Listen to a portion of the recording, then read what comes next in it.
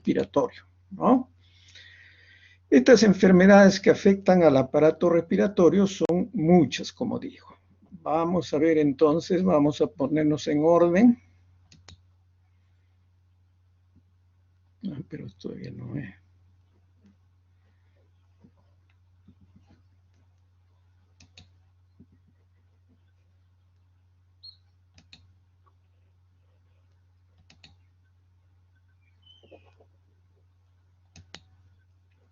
Muy bien, ustedes me dirán si están viendo mi pantalla.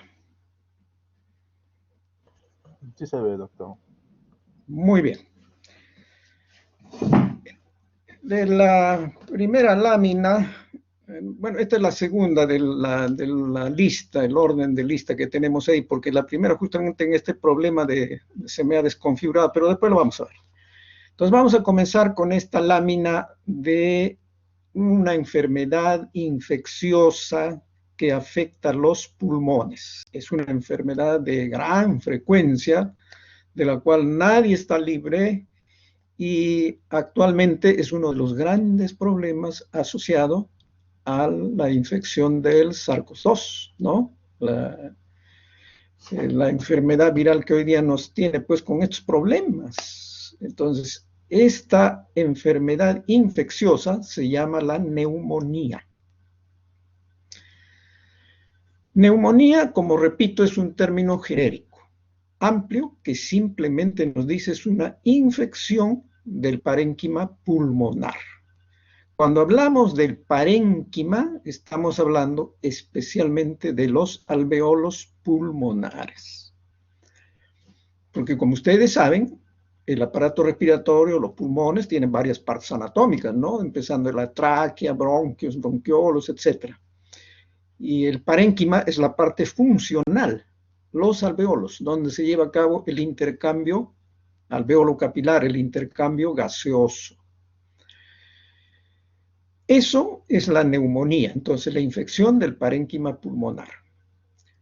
¿Y por qué le llamamos bronconeumonía?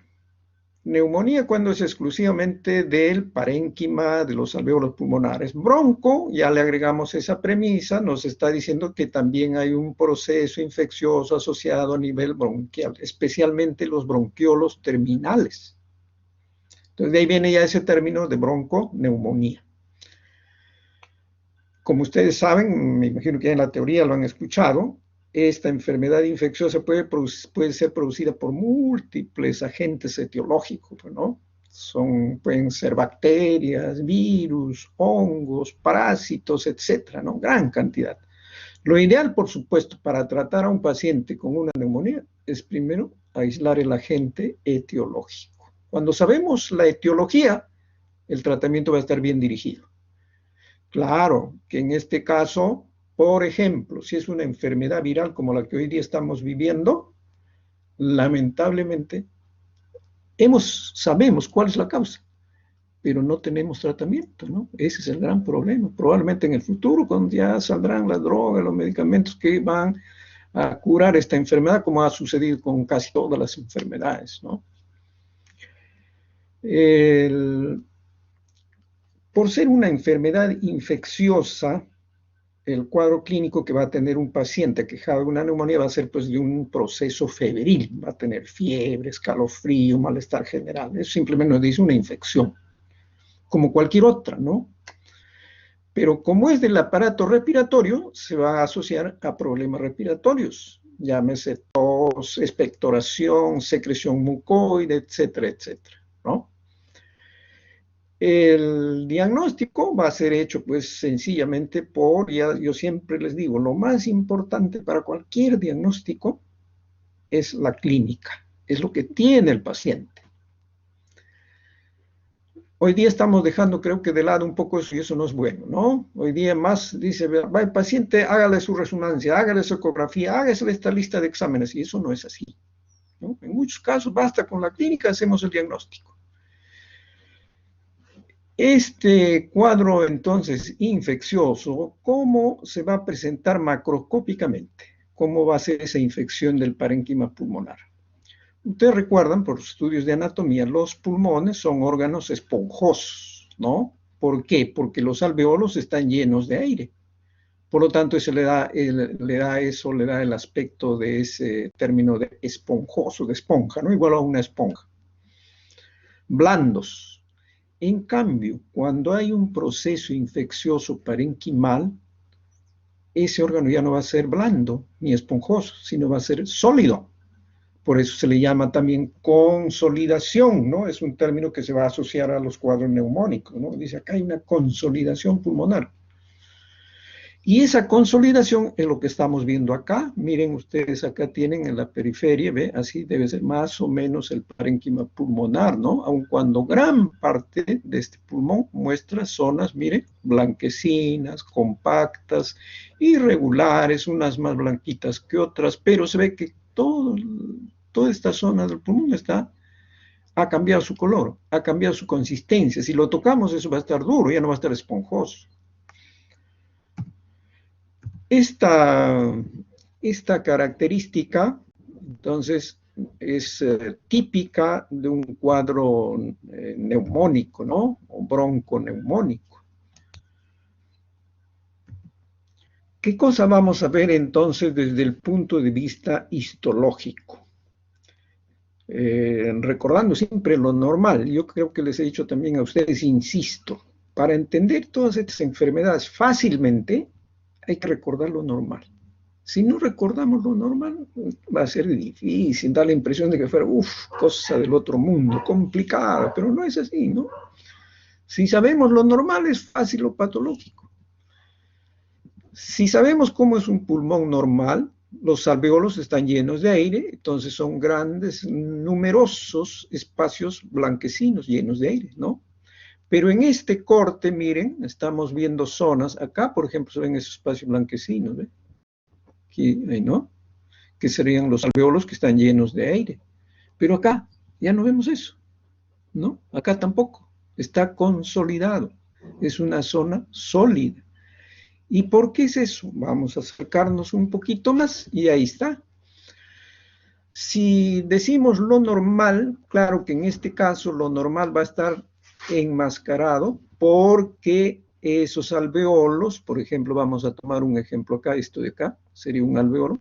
El lumen, donde debe estar el aire, está lleno de estas células, miren, ¿ve? ¿No? Unas células de menor tamaño, de mayor tamaño, etc. Acá se ve otras más grandecitas de un color diferente, marrón, ¿no? ¿Ve? Esos son macrófagos. Además, vemos unas zonas medio rosaditas, eso no es normal, eso es fibrina, ¿no? La fibrina es un producto de la degradación de los hematíes, ¿no? Entonces también en los alveolos, entonces vamos a encontrar un infiltrado inflamatorio agudo. ¿Qué significa eso? Presencia de leucocitos polimorfonucleares en gran cantidad. Estas células grandotas son los macrófagos. Todo eso están tratando, pues, de ayudarnos, ¿no? Al paciente están tratando de defender de ese agente infeccioso. Pero, como les decía, aparte de esos elementos celulares propios de una infección aguda, vemos esta zona rosada, ¿no? La fibrina. Eso también va a dificultar, como es de entender, la respiración de este paciente. Miren, este paciente, por ejemplo, con tan poquitos alveolos que más o menos están libres, que va a respirar bien, ¿no? Entonces va a tener una severa insuficiencia respiratoria, aparte de la fiebre, escalofrío, ¿no? Nos acercamos un poquito más y ahí vemos en detalle, miren, ¿ve? Por ejemplo, aquí estaría, esto sería la pared del septo alveolar. Aquí está el septo alveolar, que no se ve adecuadamente porque en el alveolo hay estos elementos celulares inflamatorios, ¿no? Gran número de linfocitos, leucocitos polimorfonucleares, miren este por ejemplo, ¿ve? Parece un abastonado, ¿no? Pueden haber eosinófilos, monocitos y los macrófagos, que son células de mayor tamaño, ¿no? Eso se llaman los neumocitos. Como ustedes saben, en los alveolos están los neumocitos tipo 1 y neumocitos tipo 2, ¿no? Que cumplen cierta función y sobre todo macrofágica. Miren esta pequeña zona rosadita, ¿no? Esto es amorfo, ahí no hay nada. Eso es fibrina. Esto también está lleno dentro del espacio alveolar. Eso es entonces lo que caracteriza una neumonía, una reacción inflamatoria aguda, con abundantes leucocitos polinucleares. Pueden haber zonas de hemorragia, como estamos viendo acá, los hematíes también están en el alveolo, y fibrina. Una vista de mayor acercamiento, todo lo que hemos descrito, ¿no? Leucocitos, polimorfonucleares, miren esto, se ven muy bonitos acá. Muy bonitos para nosotros, ¿no? Pero para el paciente esto es un severo cuadro neumónico. Fibrina, macrófagos, ven, miren este macrófago cómo trata de fagocitar, probablemente son restos celulares, esto de acá, ¿no? Otro campo donde predominan las áreas hemorrágicas. ¿Por qué hay hemorragia? Porque esos septos alveolares, al estar comprometidos por esa cantidad de células macrofágicas, inflamatorias, etcétera, se pueden romper, ¿no? Entonces, como ahí están los vasos capilares, esa sangre que está dentro de esos capilares sale, pues, y sale al alveolo, ¿no? Miren acá, ¿ve? Gran cantidad, ¿no? Repito, ¿no? Con esto, cuando vemos, pues es fácil explicarnos el por qué un paciente que tiene una neumonía, no va a poder respirar, ¿no? Lógicamente su saturación, pues bajará, significativamente, ¿no? Eso que hoy día tanto todo el mundo sabe, ¿no? Habla de saturación, ¿no? Que nuestra sangre está con la necesaria cantidad de oxígeno, ¿no? Pero acá este paciente, pues, no está saturando adecuadamente, ¿no? No le llega oxígeno. Y eso va a comprometer no solamente sus pulmones, como ustedes saben, sino también todos otros órganos. Muy bien. El segundo caso es en este caso es otra infección que afecta a los pulmones y muy frecuente en nuestro medio. Me refiero a la tuberculosis. Ya ustedes saben, la tuberculosis, esta enfermedad infecciosa producida por un bacilo ácido alcohol resistente, el famoso BK, ¿no? Bacilo de Koch. Comienza inicialmente en los pulmones, ¿no? Porque entra por nuestras vías respiratorias, van a los pulmones, al comienzo forma el complejo de Gone, que ustedes ya han estudiado también, y después se puede diseminar, si es que no es tratado al paciente adecuadamente, no a tiempo. Y al ya estar establecido dentro, en este caso, de los pulmones o de cualquier otro órgano, va a tener varias formas morfológicas, varias presentaciones. Una de ellas se va a llamar tuberculosis miliar. Eso es lo que hoy día les voy a mostrar. ¿Por qué miliar? La milia son estos, ya, a ver, nuevamente, vemos acá el parénquima pulmonar, medio negruzco, porque probablemente hay antracosis, pero dentro de eso, ven ustedes estos pequeños nodulitos blanquecinos, ¿no? Miren, unos más pequeñitos, otros más grandecitos, otros pequeñitos acá, y en todo el parénquima. A eso se llama la milia. Estos nodulitos blanquecinos se compara con un cereal que se llama los gránulos de mijo. De ahí también viene ese término de miliar. Esa comparación es, bueno, desde que se describió esta enfermedad, ¿no? Pero el gránulo de mijo, casi, yo, por ejemplo, no he visto nunca así cuál es el gránulo de mijo. Pero el gránulo de mijo es un cereal parecido así como estos nodulitos que estamos viendo aquí, gran número dispersos. Esto entonces, como está en todo el parénquima, eso se llama tuberculosis miliar. De repente, estas formaciones granulares, después vamos a ver desde el punto de vista histológico a qué corresponde, pueden ir juntándose, porque acá hay signos de necrosis, como vamos a ver luego. Entonces se van juntando y van haciendo una lesión mayor.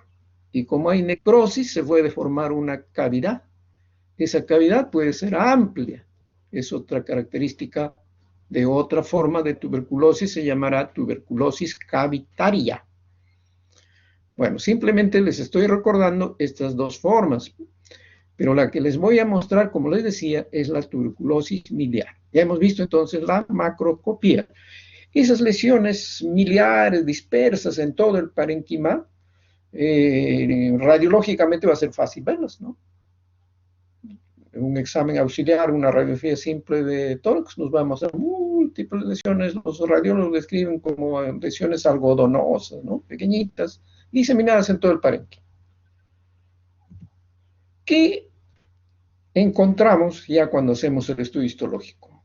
La típica lesión granulomatosa que ustedes ya han visto en patología general también, ¿no? El granuloma tuberculoide.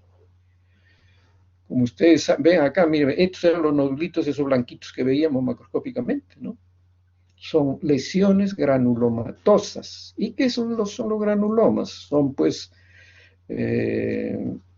conglomerados de células inflamatorias redondas, de ahí viene el término de crónico, entonces será una inflamación crónica que forma un granuloma. La típica lesión granulomatosa de la tuberculosis se describe que en la zona central, acá por ejemplo se ven unas zonas medio rosaditas, ¿no? Son zonas necróticas, acá hay poca necrosis. Acá casi no hay, ¿no? No necesariamente en todo se va a ver, pero después vamos a ver otra en la que se ve la típica lesión granulomatosa. Entonces hay necrosis, se dice caseosa central, acá se ve mejor, está rodeado por una corona de linfocitos, ¿no?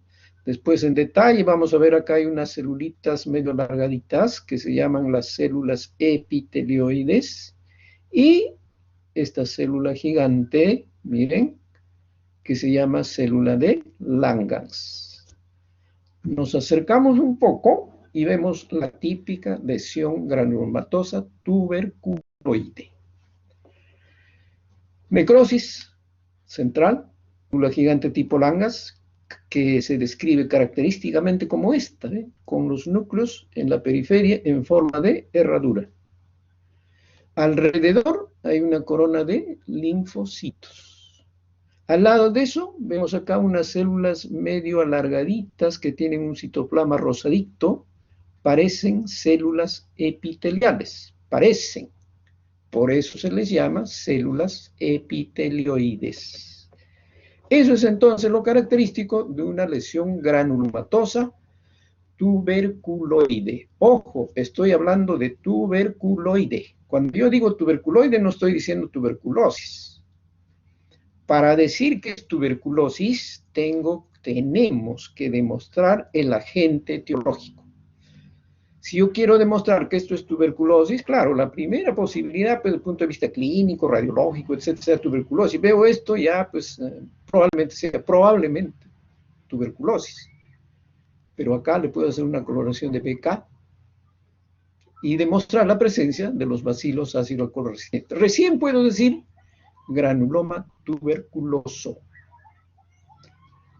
¿Por qué les digo esto? Porque las lesiones granulomatosas tuberculoides como esta pueden presentarse también en otras enfermedades.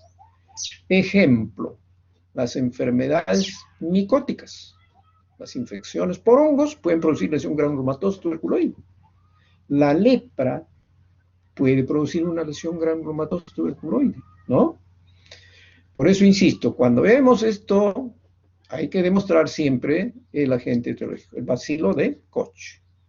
Ahí sí estamos absolutamente seguros que es una tuberculosis. Mayor magnificación de lo que ya he insistido varias veces, ¿no? Células gigantes, células epitelioides, linfocitos, etc. Típica lesión granulomatosa. Ahora vamos a ver una de las neoplasias malignas pulmonares más frecuentes. La neoplasia maligna pulmonar más frecuente es el denominado carcinoma epidermoide.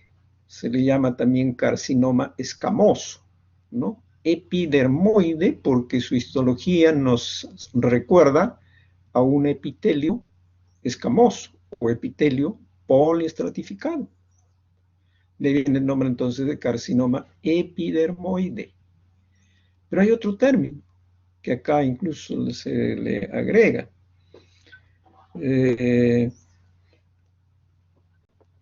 Para que se orienten. Acá está la tráquea, acá está un bronquio, y el tumor que vemos acá, ¿ve? Toda esta masa tumoral, ¿no? Difiere totalmente del pulmón que acá todavía está más o menos preservado, pero miren, una gran masa tumoral.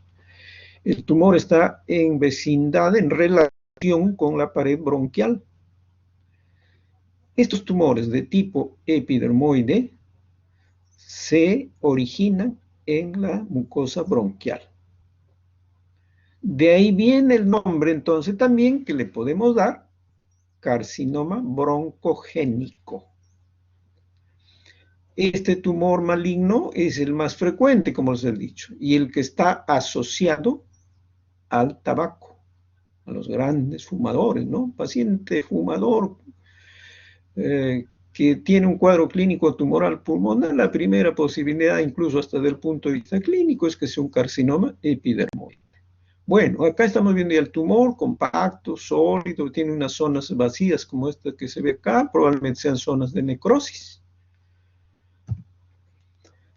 Si estamos viendo el pulmón, ¿dónde está el pulmón acá? No vemos nada, pues, porque el corte nos está mostrando una gran masa tumoral, compacta, sólida, que tiene unas células más grandes y probablemente otras más pequeñas, ¿no? Por eso ven como puntitos azulitos con este aumento, luego las veremos más en detalle. Y ahí está. Se ven entonces estas células epiteliales que nos recuerdan a las células epiteliales planas con un citoplasma medio sinófilo, pero por ser un tumor maligno, esto está creciendo sin control. No va a formar pues una estructura normal, ¿no? Entonces en un tumor maligno ya no vamos a esperar ver pues bien ordenadito el bronquio, el alveolo, ya no, porque todo se distorsionó. Y lo único que estamos viendo acá es una gran proliferación celular. Después veremos las características de esa célula, pero con esto ya incluso nos llama la atención, miren, células de gran tamaño, incluso hasta multinucleadas. Acá hay otra de mediano tamaño, otra binucleada. Miren, son células, unas más negritas, otras más pequeñitas. Todo eso se llama anisonucleosis. Eso es característico de una neoplasia maligna, no solo acá, sino en cualquier neoplasia maligna. Eso que se ve negrito en algunas células corresponde a que esas células probablemente están en mitosis. Como ustedes saben, las neoplasias malignas se caracterizan porque crecen rápidamente, por eso vamos a ver bastantes mitosis, ¿no? Esas células están proliferando. Un poco nos hemos acercado y todo lo que hemos descrito, ¿no? Acá nos recuerda a esas células, miren estas, por ejemplo, ¿eh? Unas células parecen epiteliales, tienen aspecto epitelial con un citoplasma eosinófilo, algunas un núcleo redondeadito, otras tienen una deformidad en su citoplasma, en su núcleo, miren esta de acá, ¿ven? Negrita, otra más negrita por acá, son signos característicos de una célula neoplásica maligna. Repito, como se asemejan al epitelio poliestratificado, epitelio escamoso, le damos su nombre y su apellido. Ahí está, mayor aumento. Acá en esta foto quizás nos puede mostrar, quizás un poco, nos recuerda, ¿no? El epitelio escamoso, miren, ¿ve? Aquí, el epitelio escamoso. Pero esas células, miren, núcleos desordenados, unos orientados en otra dirección. Esta debe estar en mitosis, esta también, esta mira como si tuviera dos núcleos totalmente irregulares, ¿no? Tienen un nucleolo prominente. Todos estos son caracteres de malignidad. Muy bien. Eso era entonces el tumor maligno más frecuente, como les dije, asociado a los fumadores. Pero hay tumores pulmonares, malignos también, que no necesariamente se presentan en un fumador, ¿no? Y tienen características un poco diferentes, incluso clínicas, que nos permiten a sospechar de ese tumor. Acá tienen ustedes un pulmón. Miren este lóbulo, acá más o menos está preservado, acá también, pero comparemos esta zona, ¿no? Una zona blanquecina, diferente de esto, ¿no? Esto realmente corresponde a una masa tumoral. Pero ¿dónde está? Está en la periferia, pegado a la pleura casi, ¿no? En la periferia.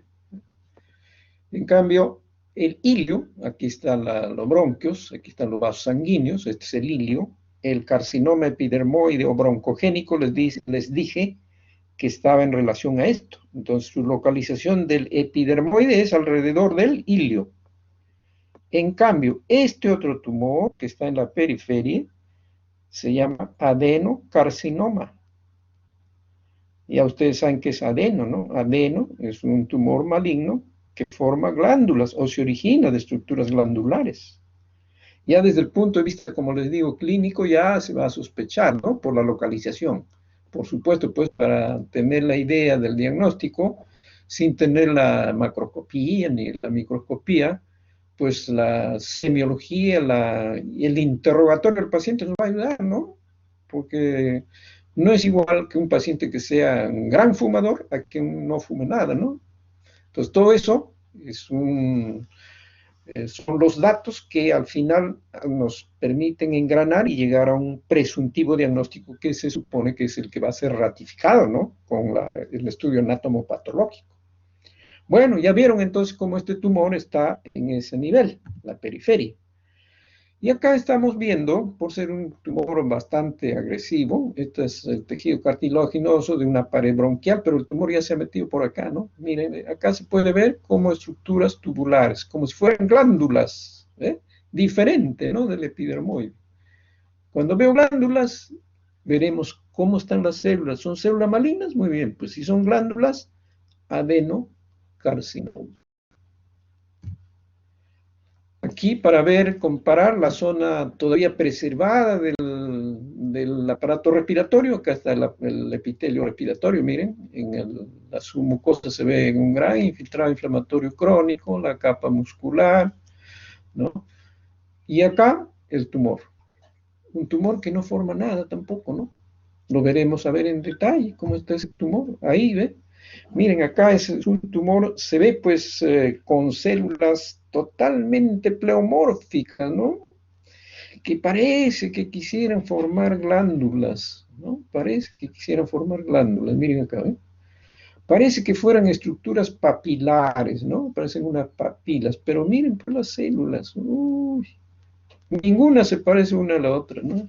Miren núcleos alargados, un núcleo bien prominente, intensamente coloreado. A ver, quizás en mayor aumento podemos ver. Ahí está la típica lesión de un adenocarcinoma.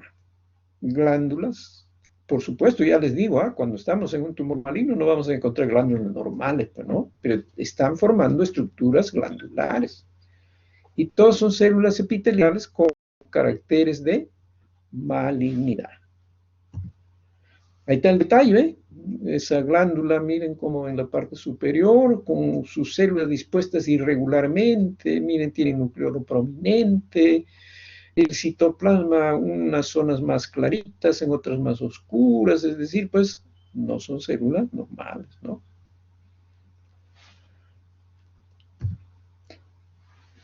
Luego vamos a otro tumor, también muy agresivo, maligno, que de dónde viene su nombre.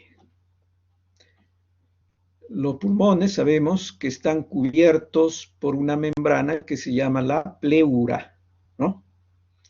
Y la pleura tiene dos hojas, pleura visceral y pleura parietal. Esa membrana pleural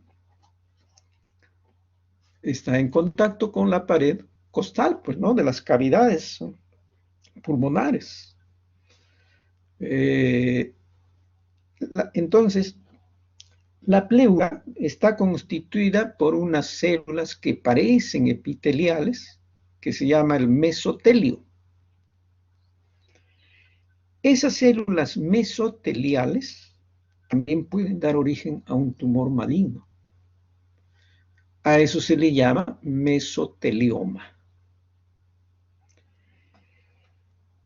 El paciente, como es lógico en un tumor pulmonar, sea donde esté localizado, va a tener síntomas pues, respiratorios, ¿no? En esta imagen que les muestro de una tomografía de un paciente que probablemente tenía un problema respiratorio en la cual se le detecta que tenía un tumor, ¿qué vemos? Bueno, acá vemos, esta es el corazón, ¿no? Aquí está la columna, se ve la vértebra. Entonces el paciente está hacia acá, la región torácica, ¿no? El esternón será esto. Y vamos a analizar a ver las cavidades. Miren las cavidades pleurales, todo negrito así debe ser, ¿no? Porque significa que está ventilando bien. Seguimos la superficie pleural, todo así debe ser. Uniforme, no hay nada, ¿no? Igualito. Acá también sigue la superficie pleural, igualito, igualito. Miren, aquí, unas cositas chiquititas que sobresalen. Aquí ya una cosa mayor, y probablemente eso también está yéndose hacia por acá. Si vemos eso, no vamos a pensar pues en un epidermoide, un adenocarcinoma, ¿no? Porque se ve que nítidamente está en relación con la pared pleural. Primera posibilidad que sea un mesotelioma. Ahí está.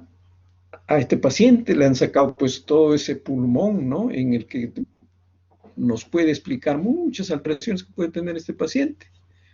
Vean, aquí está el pulmón, esta es la pleura, pero la pleura no debe ser así, pues no. La pleura es finamente, es una delgada membranita, ¿no? Con el mesotelio. Pero acá grueso, prominente, acá peor, y es como si lo estuviera ahorcando, ¿no? Al pobre pulmón. Claro, el paciente también, si bien es cierto, esto está bien, pero no va a funcionar normalmente porque está pues comprometido por este gran tumor, ¿no? Y esto puede extenderse pues a la cavidad cardíaca, etcétera, ¿no? A los órganos vecinos o salirse incluso hacia la zona muscular del tórax, porque es un tumor muy agresivo. Tomamos un corte de esa zona tumoral que rodea el pulmón y aquí está. Esto es la pleura. Aquí está. Aquí está la pleura. Acá estamos viendo músculo. Esto corresponde a los músculos intercostales, ¿no? Por eso los vemos acá en las fibras normales. Y el tumor está en relación a la pleura, que es esta masa de acá. Con este aumento todavía no vemos sus características. Pero la foto nos sirve para entender lo que les decía. Por ser un tumor maligno, para comprometer también se puede salir, ¿no? Y va, míreme, puede comprometer al músculo, todo lo que, las estructuras vecinas que están ahí, ¿no? Nos acercamos al tumor y ahí está. La masa tumoral, ahí está, ¿ve? Células, miren, una grandota, otra más pequeña, y así por el estilo. Parecen células epiteliales, ¿no? Parecen. Si recordamos el genoma epidermoide, veíamos así también parecido, ¿no? Entonces acá ya me entra la duda, ¿será un carcinoma epidermoide? Puede ser. ¿Será un adenocarcinoma? Puede ser.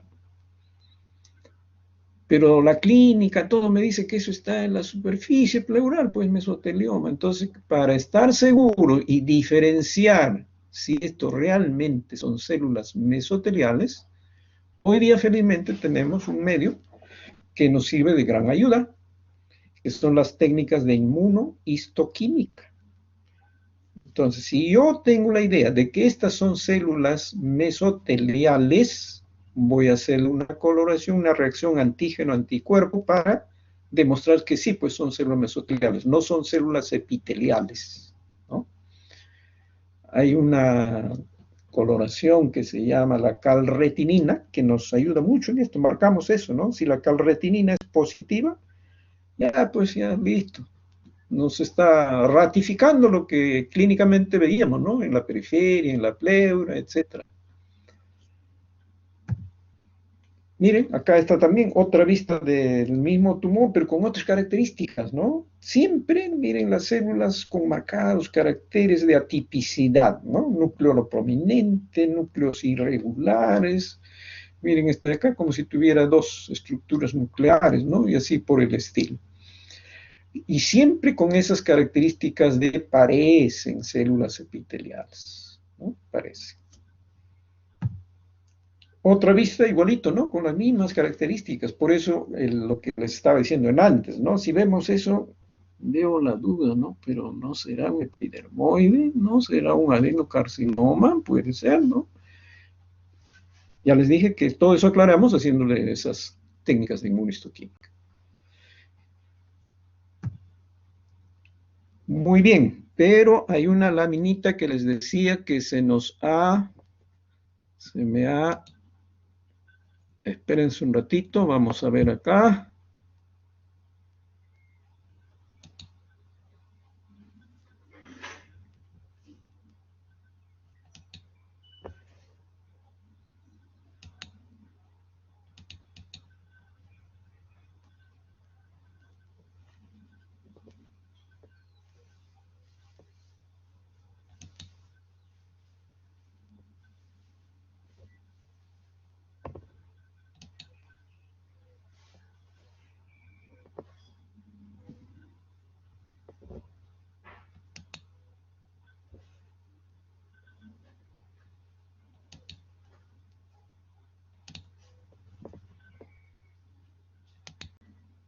Ah, ahí está. A ver, ustedes me dirán, ¿están viendo? Sí, Sí, doctor, sí, sí se ve. doctor, sí se puede ver. Sí, Listo. Bueno, esta es la primera lámina de la lista que tienen ustedes en la guía. Es para ver otro fenómeno, en este caso no es un tumor ni una inflamación, es una enfermedad que se llama enfisema pulmonar. El enfisema es una cosa bastante sencilla, ¿no? Desde el punto de vista histológico, morfológico, etc. Ya habíamos hablado, les decía, de que los pulmones son esponjosos, ¿no? Miren, este pulmón aquí, este lóbulo, ¿ve? Esto acá no tiene casi nada, un órgano probablemente esponjoso, si lo tocamos debe estar blandito, ¿no? Pero miren acá, al otro lado, ¿eh? Unos huecos grandes, ¿eh? Más, gran número, como un panal, ¿no? Huecos pequeños, grandes, un panal de abejas. ¿Por qué es eso? Porque los alveolos, que acá no están comprometidos, los alveolos, las paredes alveolares se han roto. Esa ruptura de las paredes alveolares se llama enfisema pulmonar.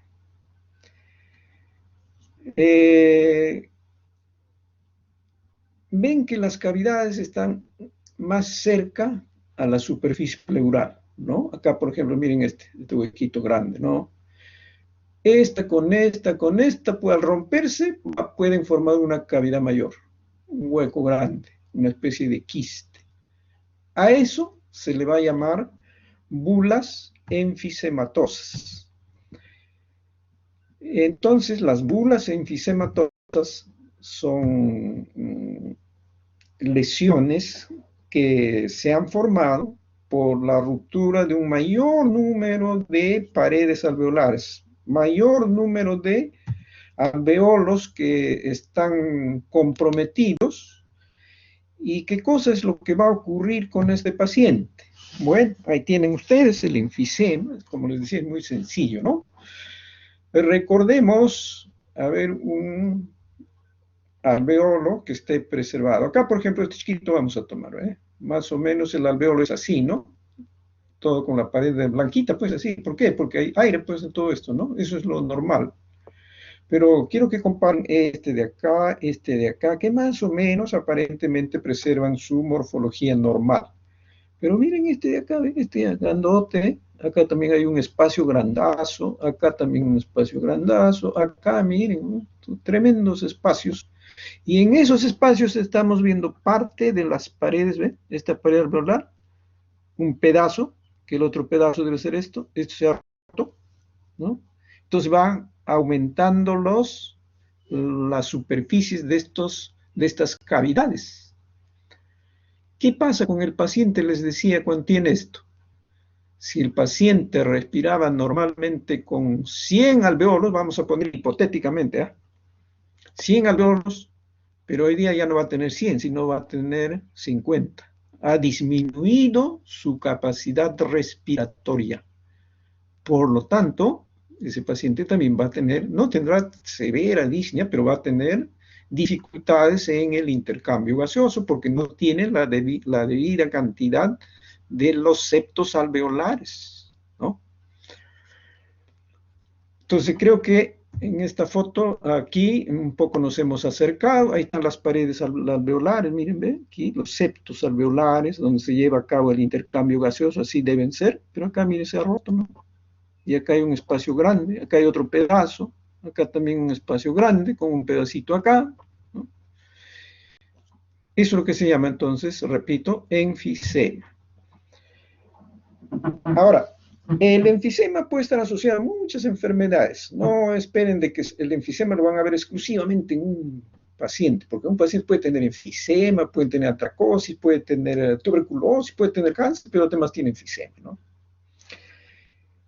Y acá vemos eso ya lo que les hemos descrito, los septos alveolares rotos, etcétera, el enfisema. Pero además, acá estamos viendo estos puntos negros, ¿ve? Gran número de puntos negros. ¿Qué son esos? Corresponde al carbón. Es lo que se llama antracosis. Y probablemente todos, probablemente en menor o mayor grado, a diferencia quizás de nuestras edades, nuestros pulmones están llenos de eso, del carbón, que es propio de la contaminación ambiental, sobre todo lo que vivimos pues en las grandes ciudades como Lima, ¿no? Como repito, ese hallazgo hasta cierto punto vamos a considerarlo normal, pues, porque no va a haber ninguna persona prácticamente que no tenga antracosis, siempre hay antracosis, ¿no? Siempre. Muy bien, ahora sí hemos terminado. Si tienen alguna pregunta.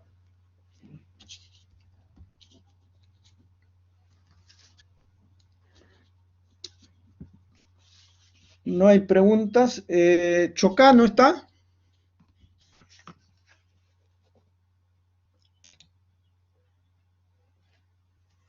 Chocano. Portocarrero. No están. Bueno, joven, no sé si me están escuchando. Sí, sí se escucha, doctor. Sí, sí, lo escucho, Ya, doctor. porque si no, no me dicen nada, oye, me da la impresión que estoy hablando solo. Muy bien, chicos, entonces con eso hemos terminado esta práctica. Una recomendación que les hago. Ahora que terminamos la práctica, así fresquito, tal lo que me han escuchado, me han entendido, además, pues de repente algo hay que leer, ¿no? No solamente es verme, mirar, revisar eso, siempre hay que leer. Pero lo que les recomiendo es que ahora que ya hemos terminado esta práctica, por ejemplo, aprovechen, revisen todo lo que hemos visto hoy día, lo que hoy día les he hablado, y no esperar a que viene el examen recién a la semana, vamos a revisar las láminas, a ver qué tenemos nuevo. Entonces, ese hecho de que ustedes desde ahora lo vayan revisando hoy día, porque la práctica ya, no es que ya terminó, sino que todavía hay tiempo para que puedan revisar un poco y de esa manera aprovechan y va a ser más fácil para ustedes al final del examen, que ya pues va a ser pan comido, ¿no? Como se dice. Muy bien, chicos, entonces ahora sí, ya el próximo jueves ya nos estamos viendo. Eh, ¿No hay ninguna pregunta? No, doctor, todo claro. Ya, perfecto. Nos vemos entonces. Felicidades. Hasta luego, doctor, pues. Hasta luego. Hasta luego, doctor. Gracias, doctor. Hasta luego. Buenas tardes. Hasta luego. Felicidades.